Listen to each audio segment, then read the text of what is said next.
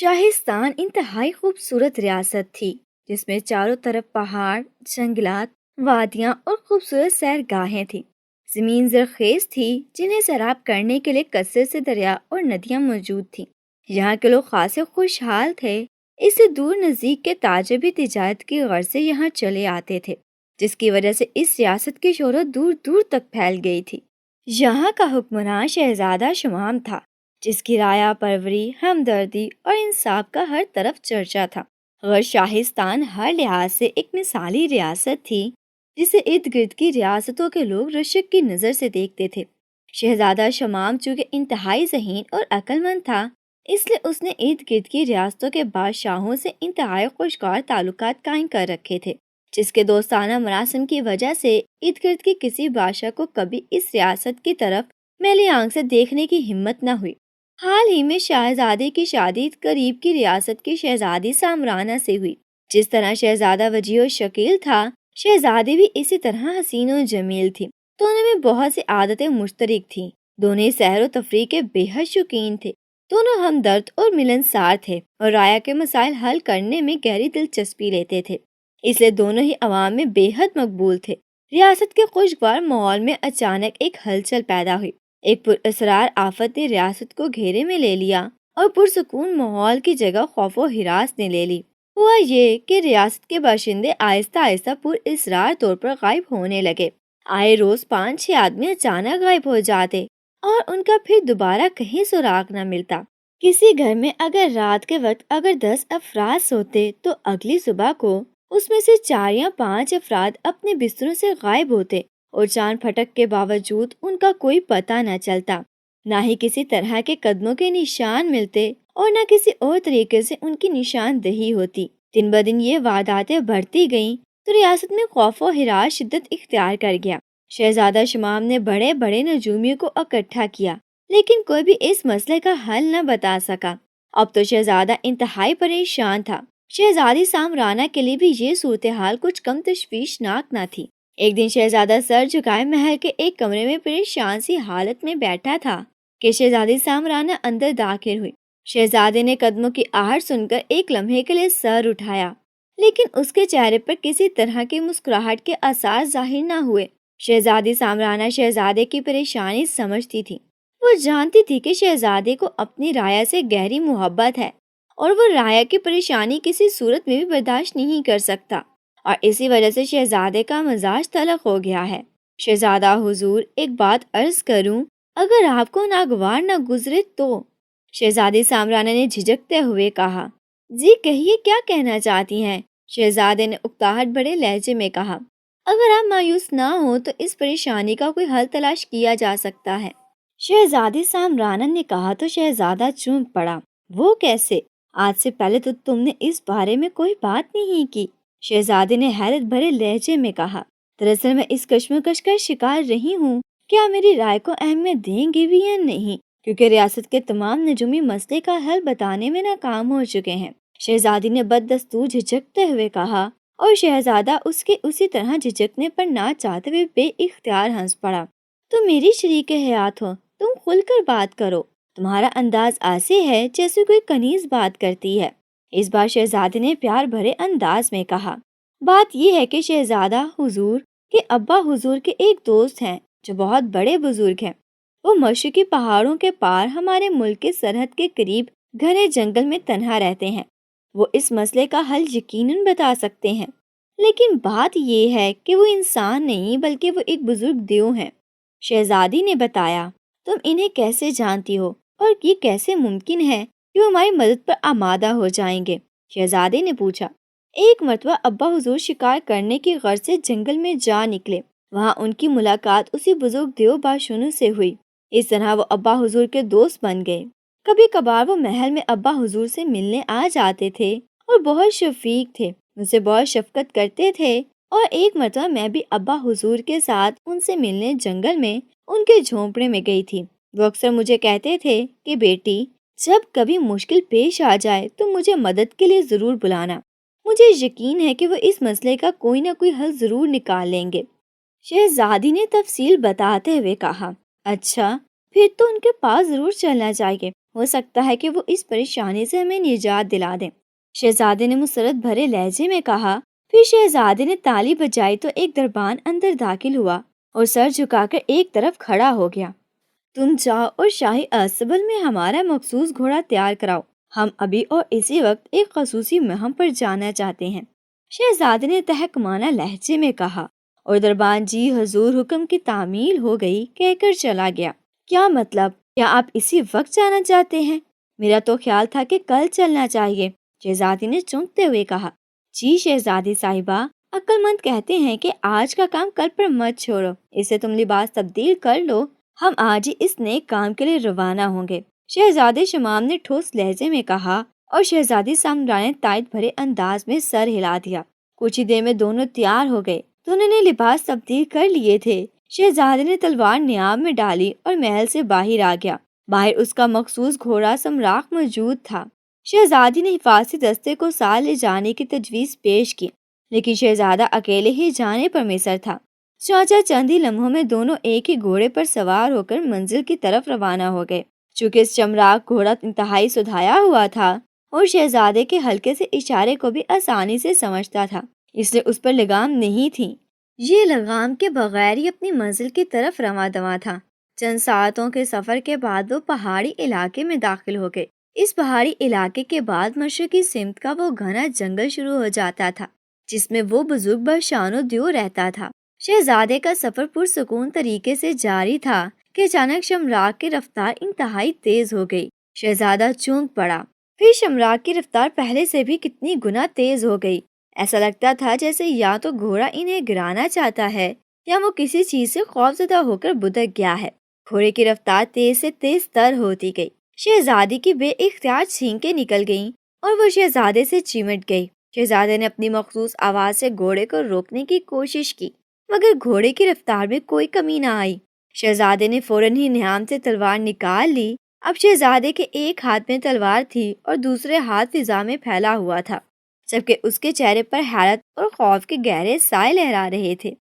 ایک بہت بڑے پہاڑ کے وسیع و عریض محل کے اندر تاراک جادوگر موجود تھا۔ حالانکہ یہ محل پہاڑ کے بالکل درمیان میں اندر سے کھوکھلا کر کے بنایا گیا تھا۔ محل کے چاروں طرف پہاڑ کی ٹھوس دیواریں تھیں اور اوپر سے بھی یہ پہاڑ بالکل بند تھا، لیکن اس کے باوجود محل کے اندر ہوا اور روشنی اس طرح سے آ رہی تھی جیسے محل کسی کھلی جگہ پر واقع ہو۔ تاراک جادوگر ایک بہت بڑے کمرے میں موجود تھا جس کے ایک طرف بہت بڑا آہنی دروازہ تھا، باقی یہ ہر طرف سے بند تھا۔ تاراک جادوگر کی شکل انتہائی بدصورت اور کریہا تھی۔ یہ جسمانی لحاظ سے انتہائی لمبا تڑنگا اور گرانڈیل تھا، اور اس کے قد و قامت اور ڈیل ڈول اس قدر پھیلا ہوا تھا کہ بذات خود اسے دیکھ کر یہ پہاڑ کا گمان ہوتا تھا، اور جادوگروں کی دنیا میں اسے تاراک جادوگر کی بجائے پہاڑ جادوگر بھی کہا جاتا تھا۔ تاراک جادوگر کی رنگت بھی بالکل پہاڑوں ہی کی طرح سیاہ بھنجک تھی، اور لباس بھی وہ سیاہ رنگ کا ہی اوڑھتا تھا۔ اس کے سیاہ رنگ کی خوفناک مونچھیں اوپر کو اٹھی ہوئی تھی، لمبے لمبے بال اس کی گردن تک آ رہے تھے، جبکہ گلے میں اس نے سرخی مائل زرد رنگ کی بے شمار منکے پہنے ہوئے تھے۔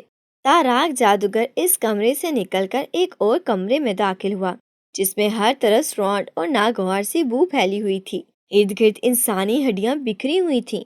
کمرے کے درمیان میں ایک چھوٹے قد کی مکرو شکل چڑیل تھی جو ایک انسانی لاش کو نوچ نوچ کر کھانے میں مصروف تھی۔ جو ہی تاراک جادوگر کمرے میں داخل ہوا، چڑیل چونک کر اٹھ کھڑی ہوئی۔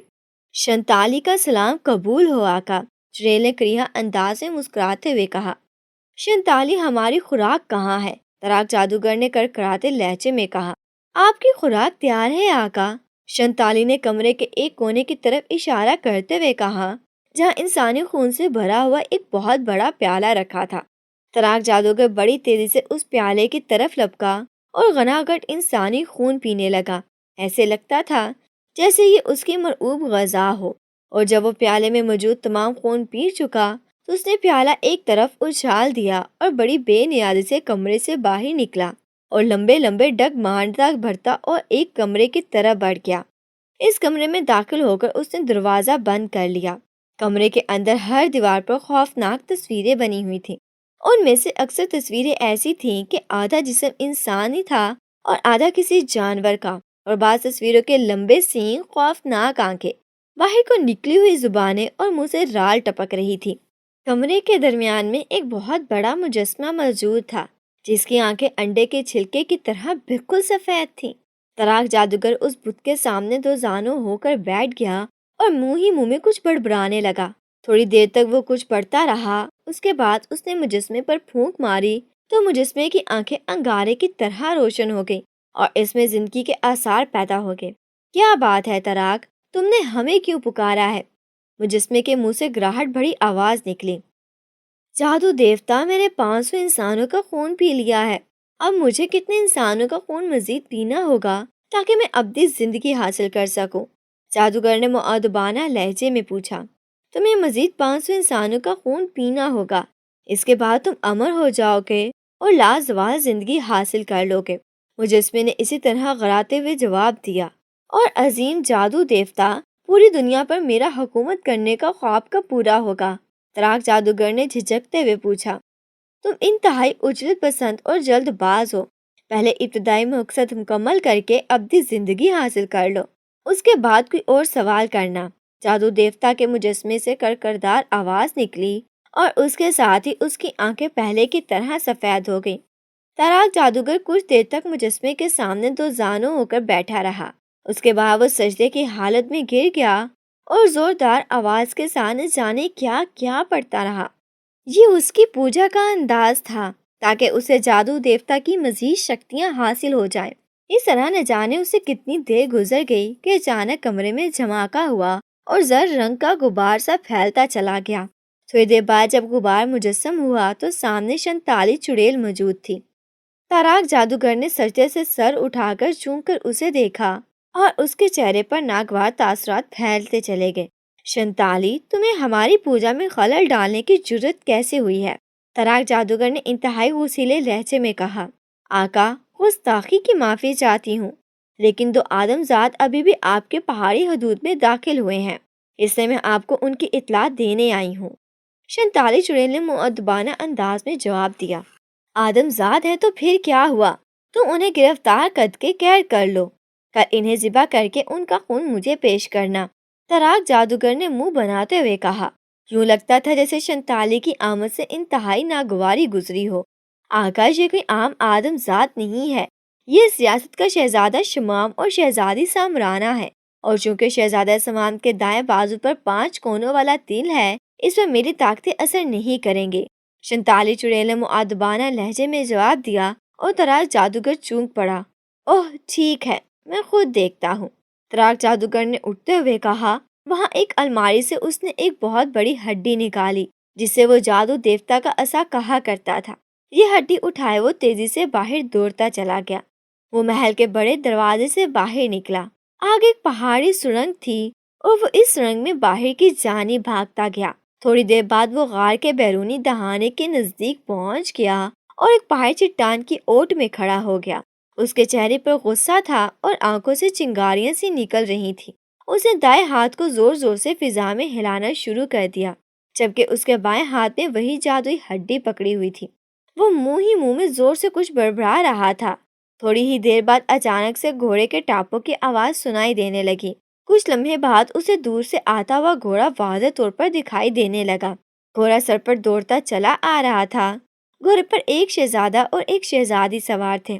شہزادے کے چہرے پر دور ہی سے خوف اور پریشانی کے آثار واضح طور پر دیکھے جا سکتے تھے، جبکہ شہزادی خوفزدہ حالت میں شہزادے سے چمٹی ہوئی تھی۔ شہزادے کے ایک ہاتھ میں تلوار تھی جبکہ اس کا دوسرا ہاتھ فضا میں پھیلا ہوا تھا۔ شہزادے کے ہاتھ میں تلوار دیکھ کر تاراک جادوگر تمسخر بھرے انداز میں مسکرا دیا۔ چوں ہی شہزادے کا گھوڑا ذرا نزدیک ہوا، تاراک جادوگر نے ہڈی والے ہاتھ کو زور سے ہوا میں جھٹکا۔ عین اسی وقت شہزادے کا گھوڑا فضا میں اچھلا اور ساتھ موجود ایک پہاڑی چٹان سے جا ٹکرایا۔ گھوڑے کی ٹکر اس قدر شدید تھی کہ شہزادہ اور شہزادی اچھل کر دور جا گرے اور بے حس و حرکت ہو گئے۔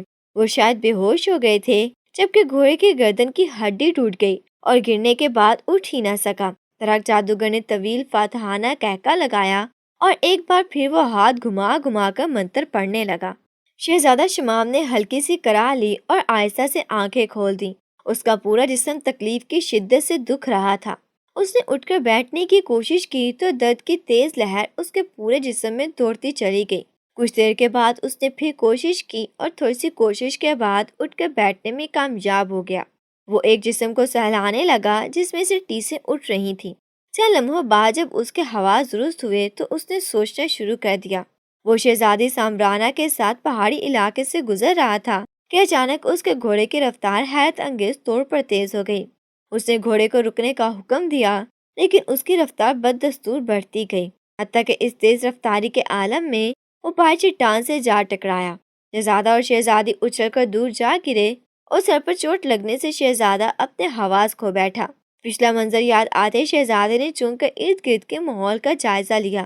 ارد گرد سیلن زدہ مٹی کی بو پھیلی ہوئی تھی اور شہزادے کو یوں محسوس ہوا گویا وہ کسی قبر میں دفن ہو۔ اس قبر نما مدفن میں مکمل تاریکی تھی اور روشنی کی کوئی ہلکی سی کرن بھی کہیں سے محسوس نہیں ہو رہی تھی۔ شہزادے نے ارد گرد کی دیواروں کو تھپ تھپانا شروع کر دیا۔ تب اسے محسوس ہوا کہ کوئی یہ پرانے زمانے کا کنواں ہے۔ شہزادے کی پریشانی انتہا کو پہنچ گئی۔ اس نے سوچنا شروع کر دیا کہ وہ اس طرح چند روز تک یہاں پڑا رہا تو بھوک اور پیار سے لامحالہ اس کی موت واقع ہو جائے گی۔ اس نے باہر نکلنے کی ترکیب سوچنا شروع کر دی لیکن اس کے ذہن میں کوئی ترکیب نہ آئی، چونکہ کنواں کی گہرائی بہت زیادہ تھی اور اوپر سے بھی کنواں مکمل طور پر بند تھا۔ اس قبر نما کنویں میں شہزادے کو اپنی منہ صاف دکھائی دے رہی تھی۔ کچھ دیر کے بعد اچانک اوپر کھٹکا ہوا۔ شہزادے نے چونک کر دیکھا، اوپر سے ہلکی سی روشنی نیچے آ رہی تھی۔ پھر ایسے محسوس ہوا کہ اوپر سے کوئی اس بند کنویں کو کھود رہا ہو۔ کچھ مٹی نیچے میں جا گری۔ شہزادے کے دل میں امید کی لہر سی پیدا ہوئی۔ کچھ دیر کے بعد اوپر کافی بڑا سراغ بن گیا۔ پھر ایک رسی آہستہ آہستہ نیچے آنے لگی۔ شہزادہ سمام اس رسی کو تھام لو۔ اوپر سے انتہائی باریک آواز آئی اور شہزادے نے جلدی سے رسی تھام لی۔ رسی آہستہ آہستہ اوپر ہونے لگی گویا اوپر سے کوئی اسے کھینچ رہا تھا۔ شہزادے نے رسی کو مضبوطی سے پکڑے رکھا اور کچھ دیر بعد شہزادہ باہر آنے میں کامیاب ہو گیا۔ باہر آ کر شہزادے کی حیرت کی انتہا نہ رہی جب اس نے یہ دیکھا کہ ایک ننھے سے بونے نے رسی کو کھینچ کر اسے باہر نکالا تھا۔ شہزادہ حیران تھا کہ ایک بونے میں اس قدر طاقت کیسے ہو سکتی ہے کہ وہ رسی کو کھینچ کر اسے باہر نکال سکے۔ شہزادے نے بونے سے سوال کرنے کی کوشش کی لیکن بونے نے منہ پر ہاتھ رکھ کر اسے خاموش رہنے کو کہا اور اپنے پیچھے آنے کا اشارہ کر کے ایک طرف کو دوڑ پڑا۔ یہ گھنا جنگل تھا لیکن بونے کی رفتار انتہائی تیز تھی۔ شہزادے کو بھی مجبوراً اس کے پیچھے تیز تیز دوڑنا پڑا۔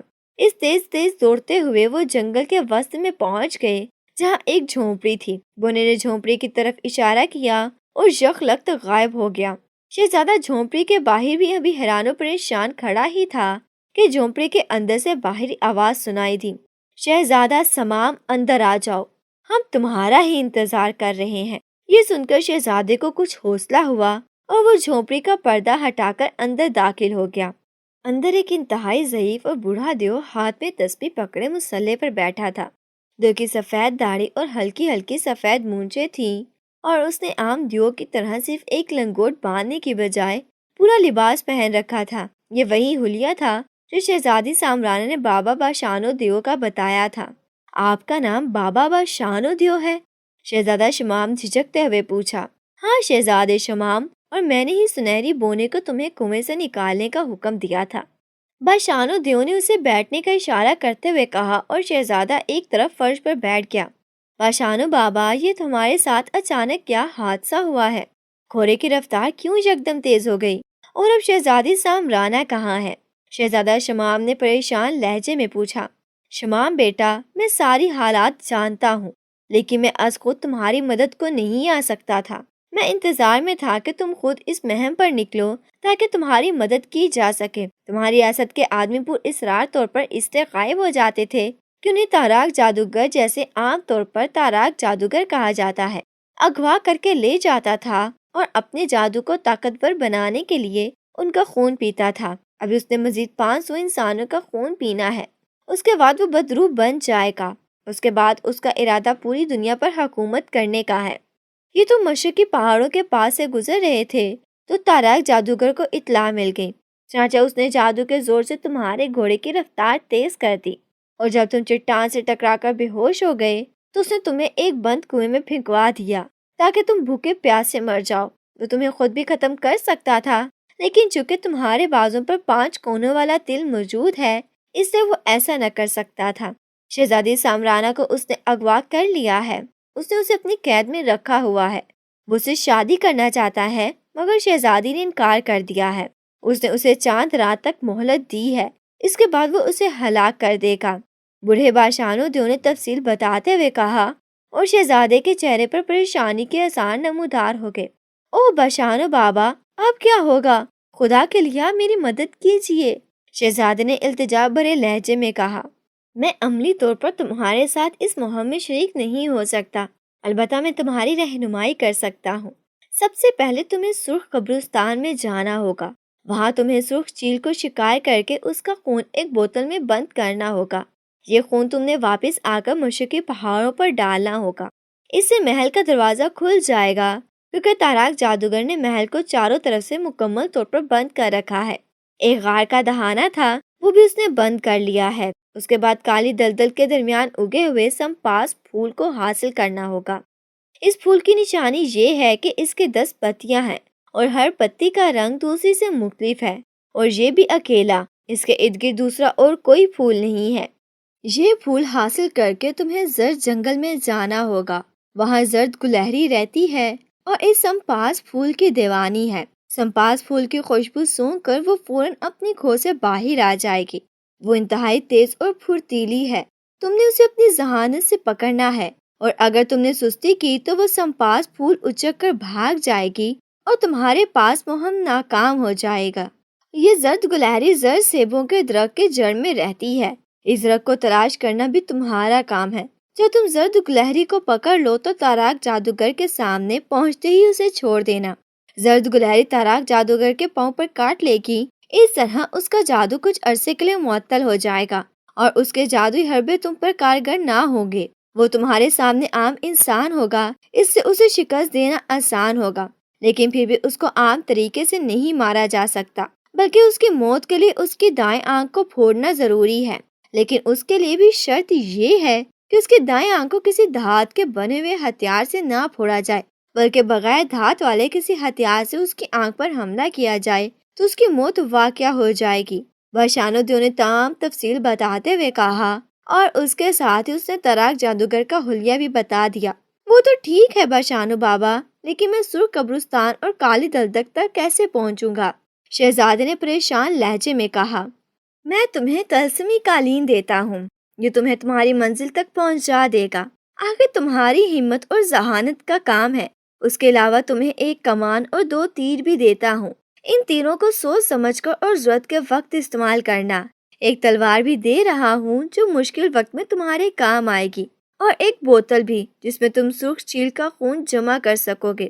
باشانو بابا نے جواب دیا، اور اس کے ساتھ ہی اس نے تمام چیزیں شہزادے شمام کے حوالے کی اور اسے جھونپڑی کے باہر رخصت کرنے آیا۔ شہزادے نے باشانو بابا کو الوداع کہا اور قالین پر سوار ہو کر اسے سرخ قبرستان میں پہنچنے کا حکم دیا۔ چند ہی لمحوں میں طلسمی قالین فضا میں بلند ہو کر مطلوبہ منزل کی طرف پرواز کرنے لگا۔ شہزادی سامرانہ کی آنکھیں خوف کی شدت سے باہر کو نکل ہوئی تھی، اس کے چہرے پر زردی طاری تھی، جبکہ پورا جسم خوف سے کپ کپا رہا تھا۔ وہ ایک ستون سے بندھی ہوئی کھڑی تھی، جبکہ اس کے سامنے تاراک جادوگر ہاتھ میں خوفناک سانپ تھامے کھڑا تھا۔ شہزادی تم مان جاؤ، میں آخری بار کہہ رہا ہوں، ورنہ اس سانپ کا ایک دانت بھی تمہیں چھو گیا تو اس کا زہر اتنا خطرناک ہے کہ تم فوراً پانی میں تبدیل ہو جاؤ گی، تاراک جادوگر نے انتہائی غضبناک لہجے میں کہا۔ لیکن شہزادی خاموش رہی۔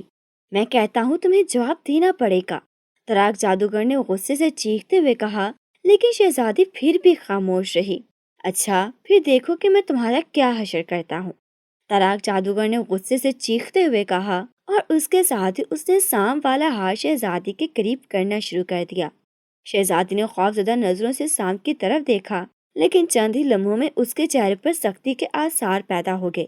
تم ایسے 1000 سانپوں سے بھی مجھے ڈسواؤ، تب بھی میں تم سے شادی نہیں کروں گی، میں تمہارے چہرے پر تھوکتی ہوں، شہزادی نے سخت لہجے میں جواب دیا۔ اگر یہ بات ہے تو میں تمہیں آسان موت نہیں ماروں گا، میں تمہیں بھوکا پیاسا سسکا سسکا کر ماروں گا۔ تاراک جادوگر کا لہجہ انتہائی خوفناک تھا، اس کے ساتھ ہی اس نے جھٹکا دے کر سانپ کو ایک طرف کر دیا تو سانپ رینگتا ہوا نظروں سے غائب ہو گیا۔ دیکھو شہزادی، مجھ سے شادی کر کے تم پوری دنیا کی ملکہ بن جاؤ گی، پوری دنیا کے خزانے تمہارے قدموں میں ہوں گے۔ تاراک جادوگر نے اس بار نرم لہجے میں کہا، میں نے جو جواب دیا ہے وہ اٹل ہے، اس لیے بہتر ہے کہ تم اپنی بکواس بند کرو اور یہاں سے دفع ہو جاؤ۔ شہزادی نے نفرت سے اس کی طرف تھوکتے ہوئے کہا، اور تاراک جادوگر کی آنکھوں سے شعلے نکلنے لگے۔ پھر اس سے پہلے کہ ان کے درمیان کوئی اور بات ہوتی، اچانک تندو تیز آندھی چلنے لگی۔ یہ آندھی اس قدر زوردار تھی کہ محل کے در و دیوار بری طرح لرزنے لگے۔ اوہ، یہ گھاشاری جادوگرنی پھر آ گئی ہے، تاراک جادوگر نے بری طرح چونکتے ہوئے کہا، اور اس کے ساتھ ہی وہ جھٹکے سے مرا اور کمرے سے باہر نکلتا چلا گیا۔ طلسمی قالین نے شہزادے کو سرخ قبرستان میں اتار دیا۔ وہاں ہر طرف سرخ رنگ کی مٹی بکھری ہوئی تھی۔ پرانے دور کی کچھ قبریں بھی ارد گرد موجود تھیں، ان کا رنگ بھی تقریباً سرخ ہی تھا۔ شہزادہ شمام حیرت سے ارد گرد کے ماحول کو دیکھ رہا تھا، جہاں ہر طرف سرخی چھائی ہوئی تھی۔ ابھی شہزادہ سوچوں ہی میں گم تھا کہ زناٹے کی زوردار آواز کے ساتھ ایک سرخ رنگ کی چیل نے شہزادے پر حملہ کر دیا۔ یہ حملہ اس قدر زوردار اور اچانک تھا کہ شہزادے کے منہ سے بے اختیار چیخ نکل گئی۔ چیل کی چون شہزادے کے جسم میں ایسے لگی جیسے نیزہ چبھ گیا ہو۔ چیل حملہ کرتے ہی فوراً اوپر کی طرف چلی گئی اور دوبارہ حملہ کرنے کے لیے پھر تولنے لگی۔ شہزادے نے فوراً کندھے سے کمان اتاری اور اس میں تیر جوڑ کر اس کا رخ اڑتی ہوئی چیل کی طرف کر دیا۔ اس کا ایک فائدہ تو کم از کم یہ ہوا کہ چیل دوبارہ حملے کے لیے آتی ہوئی پر اوپر کو اٹھ گئی، ورنہ اس وقت تک وہ دوسرا حملہ کر چکی ہوتی۔ چیل کی رفتار انتہائی حیرت انگیز تھی اور وہ انتہائی تیزی سے اس کے ارد گرد چکر لگا رہی تھی۔ وہ اس پر جھپٹنے کی کوشش کرتی اور تیر کمان کو دیکھ کر پھر اوپر چلی جاتی۔ چیل اس قدر تیزی سے چکر لگا رہی تھی کہ شہزادہ حیران رہ گیا۔ اس کو شکار کرنا تو انتہائی مشکل ہے، شہزادے نے بڑبڑاتے ہوئے کہا، کیونکہ شہزادے کے پاس 2 ہی تیر تھے اور شہزادہ کوئی تیر ضائع نہیں کرنا چاہتا تھا۔ تیر کمان جوڑے اس کا رخ اوپر کی طرف کیے وہ تیزی سے سوچنے میں مصروف تھا، لیکن کوئی واضح بات اس کے ذہن میں نہ آ رہی تھی۔ اچانک سے محسوس ہوا کہ چیل کا ایک پر ٹیڑھا ہے، اور جب وہ آگے جا کر واپس مڑتی ہے تو ایک لمحے کے لیے فضا میں ساکت ہو جاتی اور پھر پلٹتی تھی۔ اس ساکت ہونے کے دوران اس کا نشانہ لیا جا سکتا تھا۔ شہزادہ چیل کے آگے جا کر پلٹنے کا انتظار کرنے لگا۔ چیل ایک لمحے کے لیے ساکت ہوئی اور پلٹی، لیکن شہزادہ اس کا نشانہ نہ لے سکا، کیونکہ اتنی بلندی تک درست نشانہ نہیں لیا جا سکتا تھا۔ شہزادے کا ذہن تیزی سے کوئی منصوبہ سوچنے میں مصروف تھا۔ اچانک اس کے ذہن میں اچھوتا خیال آیا اور اس کے چہرے پر مسکراہٹ دوڑ گئی۔ شہزادہ چونکہ شکاریات اور سیر و تفریح کا شوقین تھا، اس لیے پرندوں کی نفسیات کچھ نہ کچھ جانتا تھا۔ اس نے اپنے جوتوں کی طرف دیکھا جن میں چمکدار جڑاؤ موتی لگے ہوئے تھے۔ اس نے ایک جوتا اتار کر اوپر پھینکا۔ اس کی توقع کے عین مطابق چیل اس جوتے پر جھپٹی اور اسے پنجوں میں دباتے اڑتی چلی گئی۔ کچھ دیر کے بعد چیل واپس آتی دکھائی دی۔ وہ شاید جوتوں کو کہیں دور پھینک آئی تھی۔ شہزادے نے دوسرا جوتا اتارا اور اسے ذرا کم بلندی پر پھینکا۔ چیل توقع کے عین مطابق دوسرے جوتے پر جھپٹی، لیکن شہزادہ اب پوری طرح تیار تھا۔ اس نے برق رفتار سے جوتے کا نشانہ لے کر تیر چھوڑا اور چیل جو عین اسی وقت اس کے جوتے پر جھپٹ رہی تھی، سینے میں تیر کھا کر چیختی ہوئی نیچے آ گری۔ شہزادہ بجلی کی سی تیزی سے چیل پر جھپٹا اور دوسرے ہی لمحے شہزادے کی تلوار سے چیل کی گردن کٹ گئی۔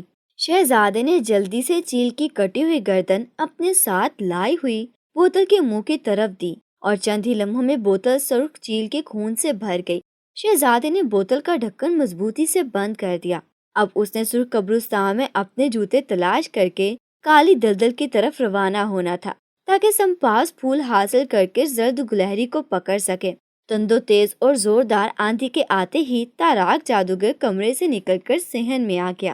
اب بھی وہ صحن میں پہنچا ہی تھا کہ ایک آگ کا گولا اچانک نمودار ہوا اور زوردار انداز میں چکر لگانے لگا۔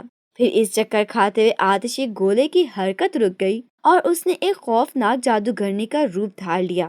گاشاری جادوگرنی، تم پھر یہاں آ گئی ہو، تمہاری جرت کیسے ہوئی یہاں آنے کی؟ تاراک جادوگر نے اسے دیکھتے ہی چیختے ہوئے کہا۔ تاراک جادوگر، میں تمہیں ایک بار پھر سمجھانے آئی ہوں کہ تم یہاں سے نکل جاؤ اور میرے خزانے بھی واپس کر دو۔ جس پر تم نے قبضہ کر رکھا ہے۔ یہ پہاڑ میری ملکیت تھے، تم نے ان پر قبضہ کر کے اچھا نہیں کیا، گاشاری جادوگرنی نے چیختے ہوئے کہا۔ گاشاری، تم میری طاقتوں کا اچھی طرح علم ہے، اس لیے بہتر ہے کہ تم میرا پیچھا چھوڑ دو، ورنہ تمہارا انجام انتہائی برا ہوگا۔ تاراک جادوگر نے کڑکڑاتے لہجے میں کہا، یہی میں دیکھنے آئی ہوں کہ آج کس کا انجام برا ہوگا۔ آج ہمارے درمیان فیصلہ کن جنگ ہوگی، گاشائی جادوگر نے بددستور چیختے ہوئے کہا۔ اس کے ساتھ ہی اس نے منہ میں کچھ پڑ کر پھونک ماری تو تاراک جادوگر نیچے پرتیلی زمین میں دھنستا ہوا چلا گیا۔ وہ گردن تک نیچے دھنس گیا تھا، اب اس کا صرف چہرہ نظر آ رہا تھا۔ تاراک جادوگر کا چہرہ شرمندگی کی وجہ سے پسینے سے شرابور ہو گیا کہ ایک عام جادوگرنی نے اسے زمین میں دھنسا دیا ہے۔ اس نے منہ میں بڑبڑانا شروع کیا تو اس کے ارد گرد کی زمین دھواں بن کر فضا میں اڑنا شروع ہو گئی۔ چند ہی لمحوں کے بعد وہ ایک جھٹکے سے زمین سے باہر آ گیا۔ پھر اس نے گاشائی جادوگرنی کی طرف ہاتھ جھٹکا تو اس کے ہاتھ سے چنگاریاں سے نکلنی شروع ہو گئیں، جنہوں نے گاشائی جادوگرنی کو اپنی لپیٹ میں لے لیا اور اس کے لباس میں آگ بھڑک اٹھی۔ گاشاری جادوگرنی نے اپنا پاؤں زور سے زمین پر پٹکا تو اس کے لباس میں لگی آگ یکلخت بجھ گئی۔ پھر گاشاری جادوگرنی نے ہوا میں ہاتھ لہرایا تو دو گرز نمودار ہوئے اور تیز رفتار سے تاراک جادوگر کی طرف بڑھنے لگے۔ تاراک جادوگر نے ان کی طرف دیکھتے ہوئے زور سے پھونک ماری تو دونوں گرز اس تک پہنچنے سے پہلے ہی ٹکڑے ٹکڑے ہو کر ہوا میں بکھر گئے۔ گاشاری جادوگرنی نے اپنے سر کا ایک بال نوچ کر تاراک جادوگر کی طرف اچھالا۔ وہ تیر بن کے برق رفتار سے تاراک جادوگر کی طرف بڑھا، لیکن جو ہی وہ تاراک جادوگر سے ٹکرایا پانی بن کر نیچے گر گیا۔ اب تم اپنے انجام کے لیے تیار ہو جاؤ، تاراک جادوگر نے اچانک چیختے ہوئے کہا۔ اس کے ساتھ ہی وہ ایک طرف کو دوڑتا چلا گیا۔ جب وہ واپس آیا تو اس نے دونوں ہاتھوں پر ایک بہت بڑی چٹان اٹھا رکھی تھی۔ اس سے پہلے کہ گاشائے جادوگرنی سنبھلتی، تاراک جادوگر نے یہ وزنی چٹان یوں اس کی طرف اچھال دی جیسے ہلکا سا پتھر ہو۔ چٹان ایک دھماکے سے گاشائی جادوگرنی سے ٹکرائی اور گاشائی جادوگرنی نیچے گر کر بری طرح تڑپنے لگی۔ تاراک جادوگر زور زور سے کچھ پڑھتے ہوئے تیزی سے گھومنے لگا۔ جو ہی اس نے چکر کھانے شروع کیے، چٹان خود بخود اس کی طرف اٹھی اور پھر دوبارہ ایک دھماکے سے گاشائی جادوگرنی سے آ ٹکرائی۔ گاشائی جادوگرنی کے منہ سے یہ چیخ نکلی اور اس کا جسم دھواں بن کر اوپر اڑنے لگا۔ تھوڑی ہی دیر بعد فضا میں ایک دردناک آواز گونج اٹھی۔ میرا نام گاشاری جادوگرنی تھا، افسوس کہ میں تاراک جادوگر کے ہاتھوں ماری گئی۔ اس کے ساتھ ہی خاموشی چھا گئی اور تاراک جادوگر کے چہرے پر فاتحانہ مسکراہٹ دوڑ گئی۔ شہزادہ شمام کالی دلدل کے ایک کنارے پر بیٹھا ہوا تھا۔ وہ کنارے سے ذرا دور ہٹ کر بیٹھا ہوا تھا کیونکہ دلدل انتہائی زہریلے سانپوں سے بھری ہوئی تھی۔ دلدل کے درمیان ایک لوتا اگا ہوا سمپاس پھول دور سے نظر آ رہا تھا۔ اس کی 10 پتیاں تھی، لیکن دلچسپ بات یہ تھی کہ ہر پتی کا رنگ مختلف تھا۔ دلدل کا دوسرا کنارہ بھی صاف نظر آ رہا تھا کیونکہ دلدل زیادہ چوڑی نہیں تھی، مگر شہزادہ خاصا پریشان ہو گیا تھا کیونکہ دلدل کے اندر موجود سانپ سب سے بڑی رکاوٹ تھے، ورنہ شہزادہ تلسمی قالین پر بیٹھ کر دلدل کے اوپر پروار کر کے پھول تک پہنچ سکتا تھا اور اس طرح پھول توڑ کر واپس آ سکتا تھا۔ ایک مرتبہ اس نے ایسا کرنے کی کوشش بھی کی، لیکن وہ سانپ کے ڈسنے سے بال بال بچ گیا تھا کیونکہ سانپ دلدل کے اندر کئی فٹ تک اوپر اچھل آ رہے تھے۔ لہٰذا شہزادے کو اس طرح کا خیال ترک کرنا پڑا۔ اب وہ کوئی نئی ترکیب سوچنے میں مصروف تھا۔ اس طرح بیٹھے ہوئے اسے کافی دیر گزر گئی، لیکن کوئی ترکیب اس کے ذہن میں نہ آئی۔ تھک ہار کر شہزادہ وہاں نرم زمین پر لیٹ گیا۔ اسی طرح سوچتے سوچتے اچانک اس کے ذہن میں ایک جھماکا سا ہوا اور ایک خیال کوندے کی طرح اس کے ذہن میں لپکا اور شہزادہ اٹھ کر بیٹھ گیا۔ پھر اس نے کندھے سے تیر کمان اتارا اور ایک طرف موجود جھاڑیوں کے جھنڈ کی طرف بڑھ گیا۔ وہاں کافی دیر کی کوشش کے بعد وہ انتہائی باریک تنکوں سے بنا ہوا ایک گھونسلہ حاصل کرنے میں کامیاب ہو گیا۔ یہ گھونسلہ اس قدر ہلکا پھلکا تھا کہ اس کا وزن چند گرام سے زیادہ نہ تھا۔ گھونسلے کی بناوٹ اس طرح تھی گویا چھوٹی سی ٹوکری ہو۔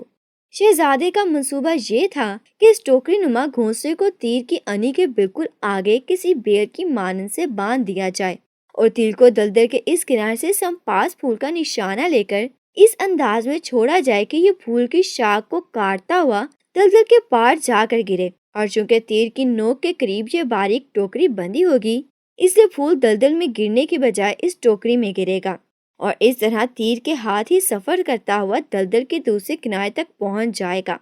اور چونکہ اس ٹوکری نما گھونسلے کا وزن بالکل معمولی تھا، اس لیے اس کے بانے سے تیر کا نشانہ قطع ہونے کا بھی امکان نہ تھا۔ تاہم ایک بات شہزادے کو پریشان کر رہی تھی، اگر سمپاس پھول ٹوٹ کر اس ٹوکری میں گرنے کی بجائے دلدل میں گر گیا تو سارا منصوبہ ہی ناکام ہو جائے گا۔ لیکن کوئی اور ترکیب اس کے ذہن میں نہ آ رہی تھی۔ شہزادے نے اس گھونسلے کو انتہائی باریک بیل کی مدد سے تیر کے انی کے قریب نچلے سرے پر باندھ دیا۔ شہزادے نے دلدل کے کنارے پر لیٹ کر سمپاس پھول کی شاخ کا نشانہ لیا۔ اس نے دل ہی دل میں خدا سے دعا کی اور خدا کا نام لے کر تیر چھوڑ دیا۔ تیر برق رفتار سے کمان سے نکلا اور ایک لمحے کے لیے شہزادے نے آنکھیں بند کر لی۔ اس کے جسم میں خوف سے جھرجھری سی آ گئی، مگر دوسرے ہی لمحے جب اس نے آنکھیں کھولی تو دلدل کے وسط سے سمپاس پھول غائب تھا، جبکہ دلدل کے دوسرے کنارے پر تیر اور ٹوکری نما گھونسلہ پڑے ہوئے صاف دکھائی دے رہے تھے۔ شہزادہ جلدی سے طلسمی قالین پر بیٹھا اور اسے دلدل کے دوسرے کنارے پر پہنچنے کا حکم دیا۔ دوسرے کنارے پر پہنچ کر اس نے برق رفتاری سے گھونسلہ اٹھایا تو اس میں سمپاس پھول موجود تھا۔ خوشی کے مارے شہزادے کی چیخ نکل گئی۔ شہزادے نے جلدی سے پھول اٹھا کر جیب میں رکھا اور تیر کمان اٹھا کر وہ دوبارہ طلسمی قالین پر سوار ہو گیا، جبکہ سرخ چیل کے خون سے بھری ہوئی بوتل پہلے ہی اس کے پاس تھی۔ اس نے طلسمی قالین کو زرد جنگل میں پہنچنے کا حکم دیا، جہاں اس نے زرد گلہری کو پکڑنا تھا۔ طلسمی قالین ایک مرتبہ پھر فضا میں بلند ہو گیا اور تیز رفتار سے فاصلے طے کرنے لگا۔ شہزادی سامرانہ انتہائی پریشان حالت میں بستر پر بیٹھی ہوئی تھی۔ تاراک جادوگر نے چاند رات تک اسے سوچنے کی مہلت دی تھی۔ اس کے بعد اس نے دھمکی دی تھی کہ اسے بھوکے شیروں کے آگے ڈال دیا جائے گا۔ شہزادی کی حالت انتہائی خستہ تھی، رو رو کر اس کی آنکھیں سوجی ہوئی تھیں۔ اس کی پیشانی پر پریشانی کی گہری لکیریں نمایاں تھیں۔ ایک تو اسے شہزادے کے بارے میں کوئی پتہ نہ تھا کہ وہ کہاں ہے، آیا وہ زندہ بھی ہے یا نہیں، اور وہ خود اس جادوگر کے چنگل میں بری طرح پھنس گئی تھی اور اسے نجات کا کوئی راستہ نظر نہ آ رہا تھا۔ اس نے ایک بار محل سے نکلنے کی کوشش بھی کی لیکن ناکام رہی، کیونکہ یہ انوکھا محل کسی پہاڑ کے بالکل اندر بنا ہوا تھا اور پہاڑ چاروں طرف سے بند تھا، اور دل ہی دل میں گڑ گڑا کر خدا سے دعا کرنے لگی کہ اسے اس قید سے نجات مل جائے۔ پھر اچانک اس کے ذہن میں ایک خیال آیا اور وہ چونک پڑی۔ ہاں، یہ ہو سکتا ہے، ہاں شاید ایسے ہو سکتا ہے۔ اس نے پر خیال انداز میں سر ہلاتے ہوئے سوچا، اور اس کے چہرے پر قدرے اطمینان کے آثار پھیل گئے۔ ابھی تھوڑی دیر ہی گزری تھی کہ شنتالی چڑیل ہاتھ میں برتن اٹھائے اندر داخل ہوئی۔ لو یہ کھانا کھا لو، شنتالی چڑیل نے اپنے نکیلے دانت نکالتے ہوئے کہا۔ شنتالی، یہ بتاؤ کہ تم جادوگرنی ہو یا چڑیل؟ شہزادی نے پوچھا۔ میں چڑیل ہوں، جادوگرنی نہیں۔ لیکن تم کیوں پوچھ رہی ہو؟ شنتالی نے چونکتے ہوئے کہا۔ تم تو بہت خوبصورت ہو، جبکہ چڑیلیں تو اس قدر خوبصورت نہیں ہوتی۔ میں حیران ہوں کہ تم چڑیل ہو کر اتنی حسین اور دلکش کیسے ہو؟ شہزادی سامرانہ نے لہجے میں حیرت پیدا کرتے ہوئے کہا۔ واقعی واقعی کیا میں خوبصورت لگ رہی ہوں؟ شنتالی چڑیل نے خوشی سے پاگل ہوتے ہوئے کہا۔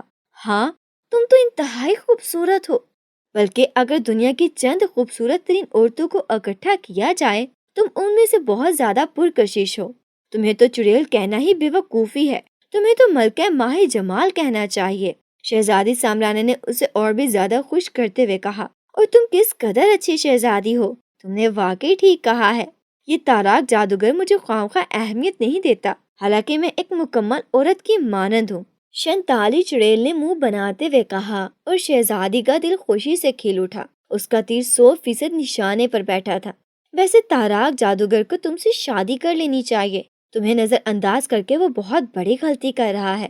تم دونوں سے جو اولاد پیدا ہوگی وہ دنیا کے سب سے بڑے جادوگر بنیں گے، کیونکہ تم دونوں کا تعلق جادو کی دنیا سے ہے۔ شہزادی سامرانہ نے بات کو مزید آگے بڑھاتے ہوئے کہا۔ لیکن وہ تو تم سے شادی کرنا چاہتا ہے، پھر وہ مجھ سے کیسے شادی کرے گا؟ شنتالی چڑیل نے بڑے سادہ سے لہجے میں کہا۔ میں تو اسے شادی نہیں کر سکتی کیونکہ میں پہلے سے شادی شدہ ہوں، جبکہ تم اسے شادی کرنا چاہتی ہو، اس سے اصولی طور پر اسے تم سے شادی کر لینی چاہیے۔ مگر تم ذرا بزدل ہو، تمہیں چاہیے کہ اس سلسلے میں کھل کر اس سے بات کرو، ڈرنے کی کیا ضرورت ہے؟ وہ اگر جادو دیوتا کی پوجا کرتا ہے تو تم بھی تو اس کی پجارن ہو، اسے تو اپنے آپ کو خوش قسمت سمجھنا چاہیے کہ اسے تم جیسی حسین و جمیل بیوی مل رہی ہے۔ شہزادی نے اسے مزید خوش کرتے ہوئے کہا اور شنتالی چڑیل پوری طرح اس کے جھانسے میں آ گئی۔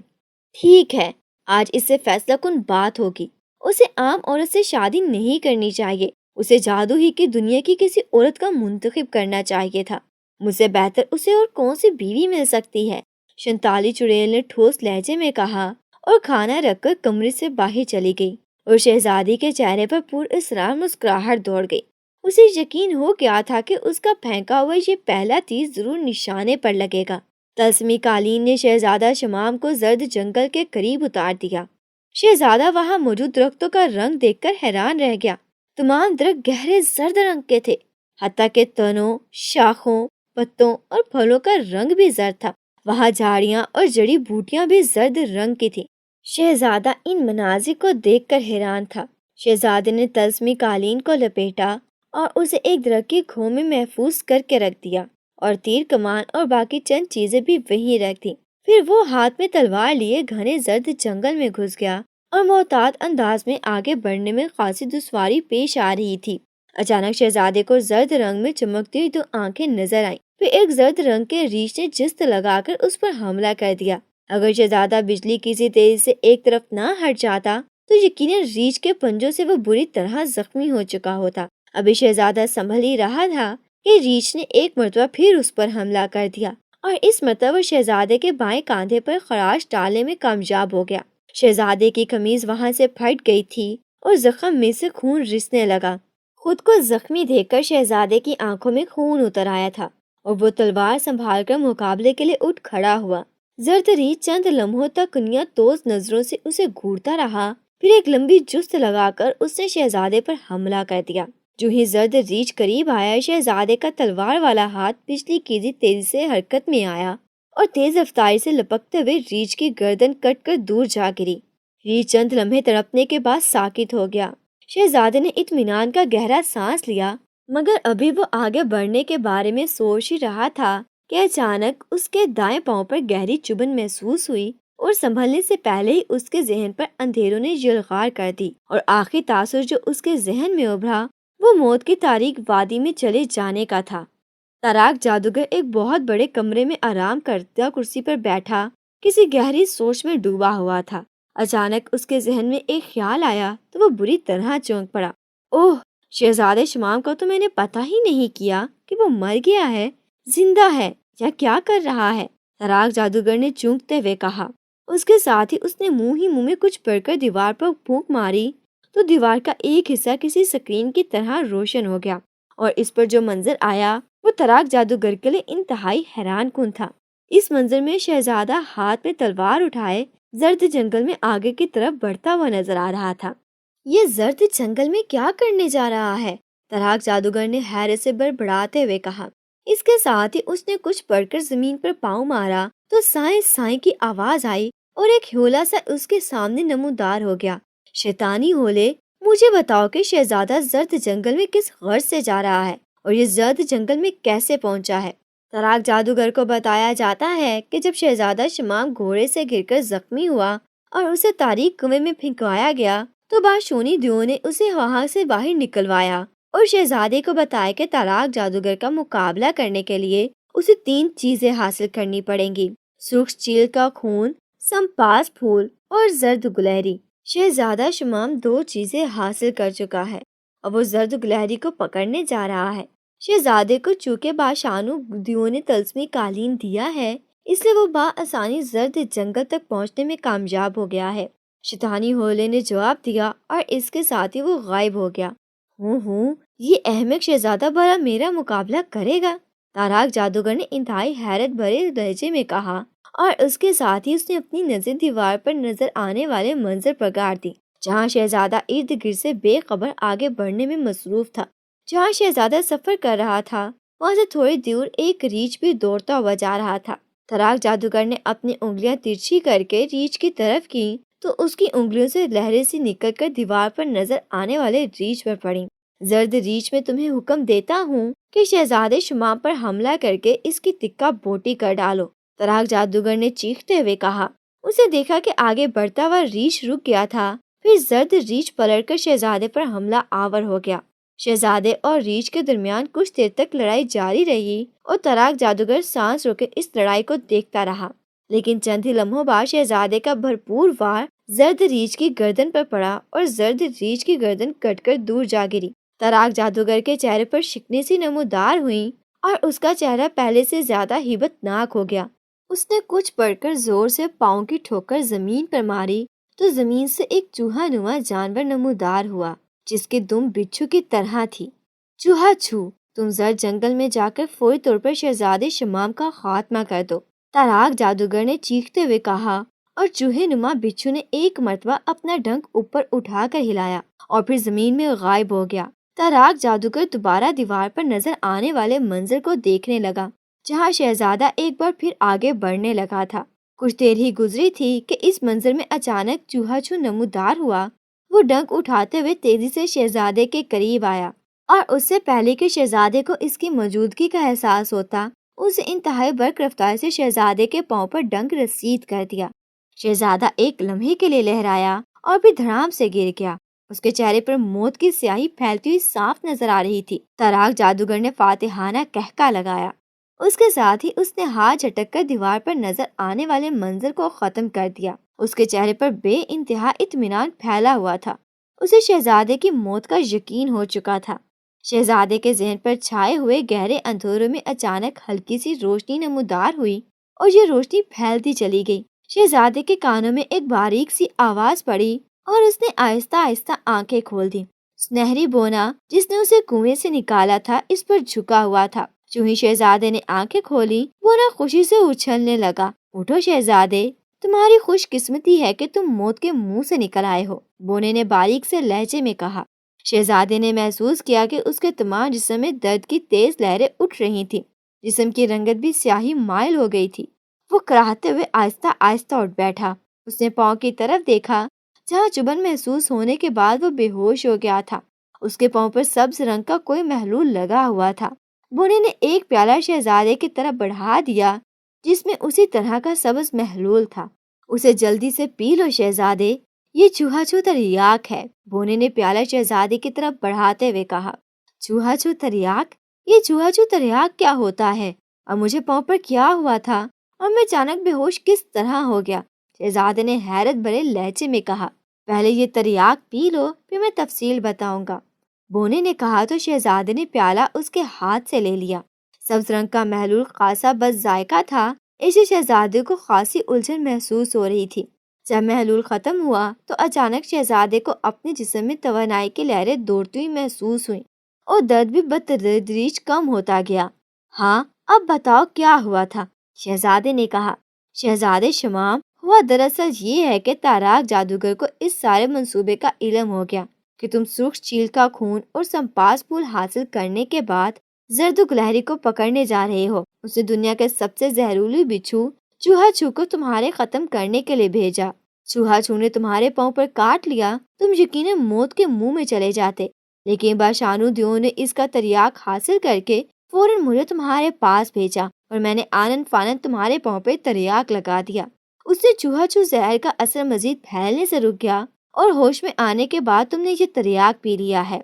इसे चंद ही लम्हों में इस जहर का असर मुकम्मल तौर पर जायल हो जाएगा और ताराक जादूगर अपनी जगह पर मुतमईन हो गया है कि तुम हलाक हो चुके हो। इससे तुम्हें चाहिए कि फौरन जर्दु गिलहरी को पकड़ने की कोशिश करो, वरना चांद रात आने वाली है और चांद रात के आते ही ताराक जादूगर शहजादी सामराना को हलाक कर देगा।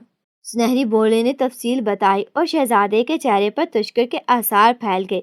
शुक्रिया, बहुत शुक्रिया सुनहरी बोले, तुमने वाकई अहम मौके पर मेरी मदद की है, वरना शायद मैं हलाक हो जाता। बाशानु दियो का भी शुक्रिया अदा कर देना। मैं इंशाल्लाह बहुत जल्द जर्द गिलहरी को पकड़कर ताराक जादूगर का किस्सा तमाम कर दूंगा, शहजादे ने अज़म भरे अंदाज में कहा और सुनहरी बोने ने तायद भरे अंदाज में सर हिला दिया। अच्छा, अब मैं जाता हूँ, आगे तुम्हारा काम है, सुनहरी बोने ने कहा और उसके साथ ही वो तेजी से दौड़ता हुआ गायब हो गया। शहजादा शमाम कुछ देर तक अपने अकड़े हुए जिस्म को दुरुस्त करता रहा। उसके बाद वो जर्द सेबों वाले दरख्त की तलाश में रवाना हो गया। تاکہ اس کی کھو میں موجود زرد گلہری کو پکڑ سکے۔ اب وہ ہر قدم پھونک پھونک کر رکھ رہا تھا تاکہ کسی قسم کے حادثے سے دو چار نہ ہو سکے۔ تاراک جادوگر انتہائی گہری سوچ میں ڈوبا ہوا تھا۔ چاند رات آنے میں ایک رات باقی رہتی تھی اور اس نے شادی نہ کرنے کی صورت میں شہزادی کو جان سے مار دینے کی دھمکی دے دی تھی۔ تاراک جادوگر دلی طور پر قطعاً شہزادی کو نہیں مارنا چاہتا تھا، اس سے وہ کہ ایسا منصوبہ سوچنے میں مصروف تھا جسے شہزادی کو راضی کیا جا سکے، یا کوئی ایسی ترکیب جسے خوفزدہ ہو کر شہزادی شادی کرنے پر مجبور ہو جائے۔ لیکن کافی سوچ بچار کے بعد بھی اس کے ذہن میں کوئی ایسا منصوبہ نہ آیا۔ ابھی وہ اسی ششو پنج میں بیٹھا تھا کہ اچانک شنتالی چڑیل کمرے میں داخل ہوئی اور تاراک جادوگر چونک پڑا۔ شنتالی، تم کیسے آئی ہو جبکہ میں نے تمہیں بلایا ہی نہیں ہے؟ تاراک جادوگر نے حیرت بھرے لہجے میں کہا۔ آقا، آج میں ذاتی کام کے سلسلے میں آئی ہوں، شنتالی نے مؤدبانہ لہجے میں جواب دیا۔ کام؟ تمہارا کیا کام ہو سکتا ہے؟ تاراک جادوگر نے حیرت میں مزید اضافہ ہو گیا تھا۔ ہاں آقا، میں آپ سے یہ کہنا چاہتی ہوں کہ آپ کی طرح میرا تعلق بھی جادو کی دنیا سے ہے، شنتالی نے کہا۔ ہاں تو پھر؟ تاراک جادوگر نے کچھ نہ سمجھتے ہوئے کہا۔ پھر آقا، میں ایک عورت بھی ہوں اور طویل عرصے سے آپ کی خدمت بھی کر رہی ہوں۔ آپ کو مجھ سے شادی کرنی چاہیے جبکہ آپ عام دنیا کی ایک عورت سے شادی کرنا چاہتے ہیں، شنتالی نے کہا تو تاراک جادوگر بری طرح بھڑک اٹھا۔ کیا بکواس کر رہی ہو تم؟ تم یہ جرت ہو گئی تمہاری کیسے کہ تم میری ذاتی زندگی میں مداخلت کرو؟ تاراک جادوگر نے کڑکڑاتے لہجے میں کہا۔ غصے کے مارے اس کے چہرے کے غسلات پھڑک رہے تھے۔ آقا، آپ کو پتا ہے کہ مجھ سے شادی کرنے سے آپ کی اولاد سے انتہائی طاقتور جادوگر پیدا ہوں گے جو پوری دنیا کے جادوگروں پر حکومت کریں گے، اس لیے غصہ کرنے کی بجائے آپ کو سنجیدگی سے میری بات پر غور کرنا چاہیے، شنتالی نے تاراک جادوگر کو گھورتے ہوئے کہا۔ تم نے اپنی شکل دیکھی ہے کبھی؟ تمہیں تو میں ایسی سزا دوں گا کہ تمہاری روح بھی صدیوں تک بلبلاتی رہے گی، تاراک جادوگر نے چیختے ہوئے کہا۔ غصے کی شدت سے اس کے منہ سے جھاگ بہنے لگا تھا۔ اس کے ساتھ ہی وہ اٹھ کھڑا ہوا۔ اس نے پاس ہی پڑی ہوئی وہ ہڈی اٹھائی جسے وہ جادوئی عصا کہا کرتا تھا۔ اس نے ہڈی سے بری طرح شنتالی کی پٹائی شروع کر دی۔ جہاں یہ جادوئی ہڈی لگتی وہاں سے شنتالی کے جسم سے نیلے رنگ کا شعلہ بھڑکنا شروع ہو جاتا۔ شنتالی بری طرح چیخنے لگی، اس کا پورا جسم شعلوں کی لپیٹ میں آ گیا تھا۔ وہ بری طرح روتے اور چیختے ہوئے کمرے سے باہر نکل آئی۔ ہا ہا ہا ہا ہا ہا، اپنی حیثیت بھول گئی بیوقوف چڑیل، تاراک جادوگر نے بے تحاشا کہہ کے لگاتے ہوئے کہا۔ ایسا لگتا تھا جسے دوسروں کو اذیت دے کر اسے خاصا لطف حاصل ہوتا ہو۔ پھر وہ کافی دیر تک کہہ کے لگاتا رہا تھا۔ شہزادہ شمام نے آخر کار زرد سیبوں والا درخت ڈھونڈ ہی لیا۔ اب مسئلہ زرد گلہری کے پکڑنے کا تھا، کیونکہ اس نے تاراک جادوگر کے سامنے جا کر زرد گلہری چھوڑنی تھی جس نے تاراک جادوگر کو کاٹنا تھا، اور اس طرح اس جادوگر کی جادوئی طاقتیں سلب ہو جاتی اور شہزادے کے لیے اس کو مارنا آسان ہو جاتا۔ باشونی دیو شہزادے کو بتا چکا تھا کہ زرد گلہری انتہائی برق رفتار ہے اور وہ سمپاس پھول اس کے ہاتھ سے اچک کر آن کی آن میں غائب ہو جائے گی، اس لیے اسے محتاط رہنے کی اشد ضرورت تھی۔ اسے شہزادہ کھڑا سوچ رہا تھا کہ کیا طریقہ اختیار کیا جائے۔ اگر وہ سمپاس پھول جیب سے نکالتا تو ممکن تھا کہ زرد گلہری یہ پھول بھی اچک لیتی اور ہاتھ بھی نہ آتی۔ چانچہ اس کا ذہن تیزی سے سوچنے میں مصروف تھا۔ پھر ایک خیال اس کے ذہن میں آیا اور اس نے فیصلہ کن انداز میں سر ہلا دیا کہ کیوں نہ پورا پھول جیب سے نکالنے کی بجائے اس کی ایک ایک پتی کو چارے کے طور پر استعمال کیا جائے۔ چونکہ سمپاس پھول کی 10 پتیاں تھیں، اس سے ظاہر ہے کہ کسی موقع پر تو زرد گلہری نے ہاتھ آنا ہی تھا۔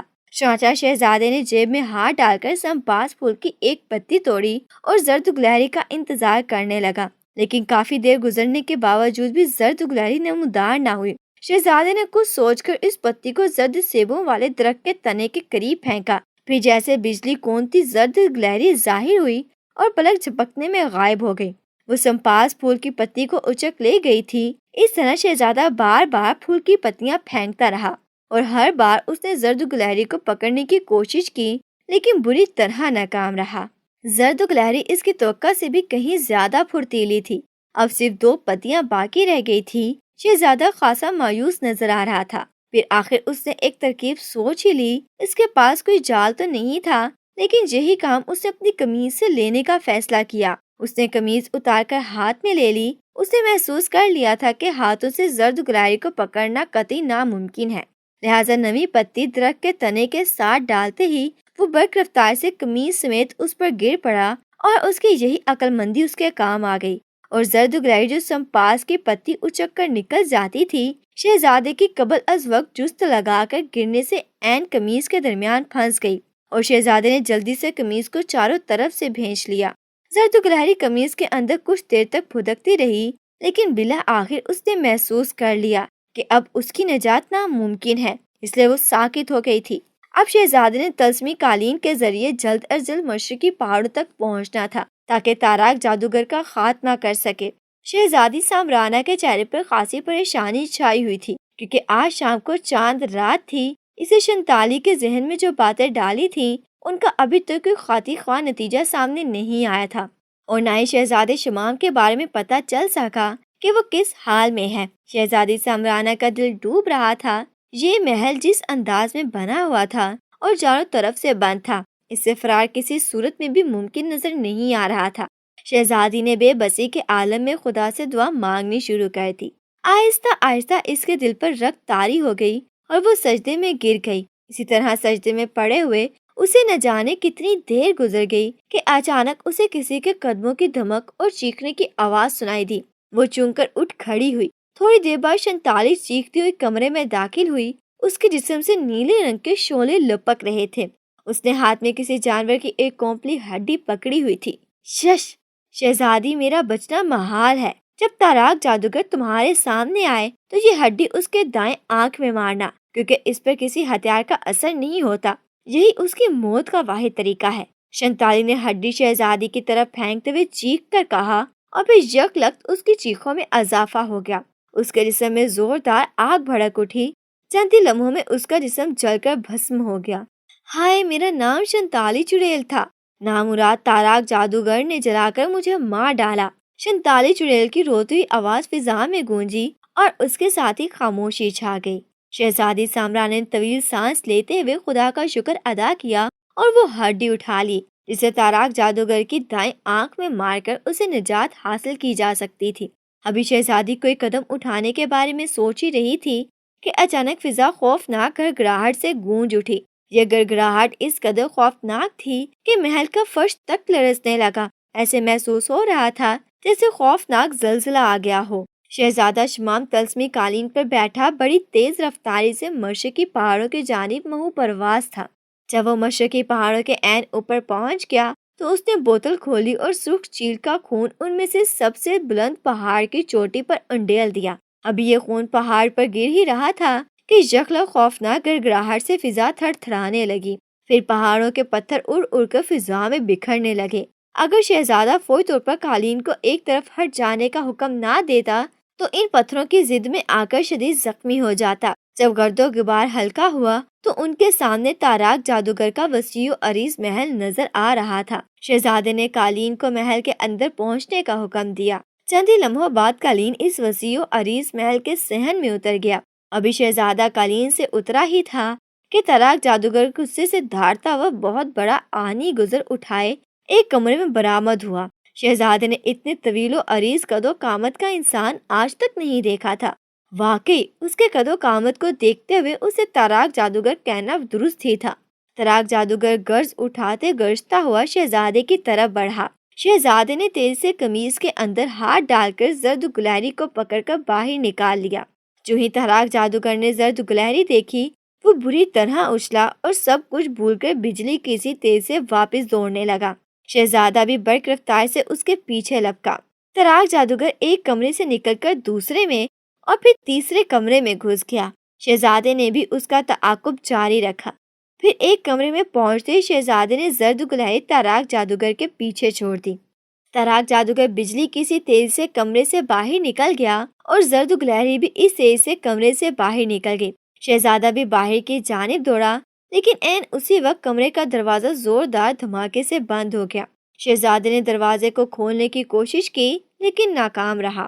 شہزادہ پلٹا تو اس کی نظر کمرے کے عین درمیان میں کھڑے ہوئے بت پر پڑی۔ اچانک بت کی آنکھیں انگارے کی طرح روشن ہو گئیں اور اس کی آنکھوں سے نکلنے والی تیز شعائیں شہزادے کے جسم پر پڑیں اور شہزادے کا جسم ساکت ہو گیا۔ وہ صرف دیکھ سکتا تھا، سوچ سکتا تھا، لیکن اس کا جسم مکمل طور پر مفلوج ہو چکا تھا۔ کچھ دیر بعد خوفناک گڑگڑاہٹ تھم گئی۔ شہزادی شنتالی چڑیل کی دی ہوئی ہڈی سنبھالے کمرے سے باہر نکلی۔ اس سے پہلی ہی فرصت میں یہ ہڈی تاراک جادوگر کی آنکھوں میں مارنی تھی۔ جو ہی وہ صحن میں آئی، اچانک تاراک جادوگر بری طرح چیختا، چنگھاڑتا اور دھاڑتا ہوا ایک کمرے سے باہر نکلا اور صحن میں پاگلوں کی طرح دوڑنے لگا۔ شہزادی نے دیکھا کہ اس کے پیچھے ایک زرد رنگ کی گلہری دوڑ رہی تھی اور تاراک جادوگر اس سے بچنے کے لیے ادھر ادھر بھاگ رہا تھا۔ شہزادی سمجھ گئی کہ تاراک جادوگر زرد گلہری سے بری طرح خوفزدہ ہے۔ اچانک زرد گلہری اچھلی اور دوڑتے ہوئے تاراک جادوگر کے چہرے سے چمٹ گئی۔ تاراک جادوگر نے دونوں ہاتھوں سے اسے چہرے سے اتارنے کی کوشش کی، لیکن یوں لگتا تھا کہ گویا زرد گلہری اس کی جلد کا حصہ بن گئی ہو۔ تھوڑی دیر بعد زرد گلہری اس کے چہرے سے خود ہی اتر گئی، لیکن اس کے کاٹنے کے نشانات تاراک جادوگر کی پیشانی پر صاف نظر آ رہے تھے۔